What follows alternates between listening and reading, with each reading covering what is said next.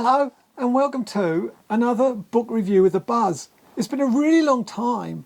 Well, because to be honest, there's so many professional and polished videos on YouTube now.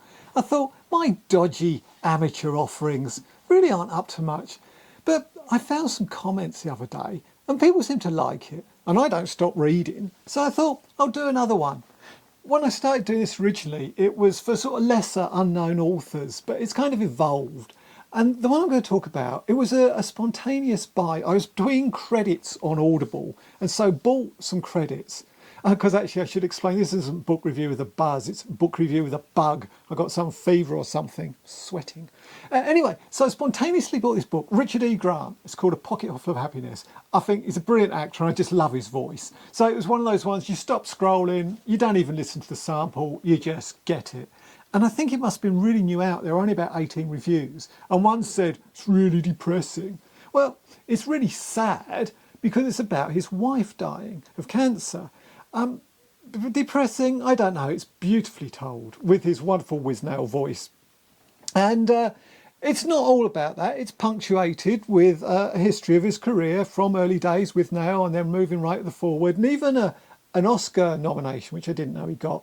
Well, he didn't get it, it was a nomination. I think that was the only part of the book where he felt a little bit affected, and I felt a bit disconnected from it all, because I mean, it's just another world when you get to that level.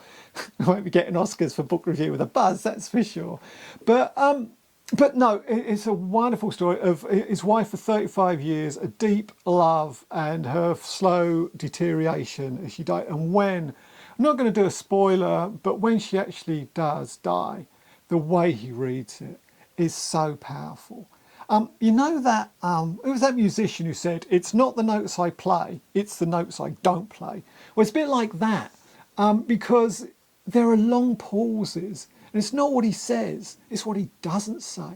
Jesus Christ, so powerful. So yeah, very sad, but I wouldn't say depressing. I like sad things. I like listening to Leonard Cohen or Roger Waters. I like sad books, I like sad movies. I'm not a manically depressed person all the time, but I like that sort of thing. And yes, it's a sad book, but beautiful, moving story, beautifully told, as you can imagine, from an actor with such a strong voice and a strong presence. So a very and also so a spontaneous buy, a spontaneous book review with a buzz, and I think the only book I've ever really binge listened to, mainly because I wasn't feeling that good and couldn't really get off the couch. But I mean, I'm not a binger really. And then I binge watched that Netflix thing about chess. What was it called?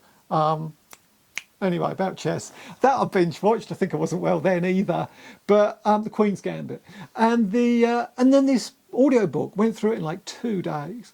Meant to review it, and I still will, but you know, on Amazon or Audible. But just thought, due really to the positive comments I got from other book reviews with a buzz that I've done, and I'll start doing more again, because as I say, I'm always listening to a book. But oh God, I recommend it. Not upbeat, but beautifully told, very moving. And I think I've said all I can about that book. A Pocket Full of Happiness, Richard E. Grant.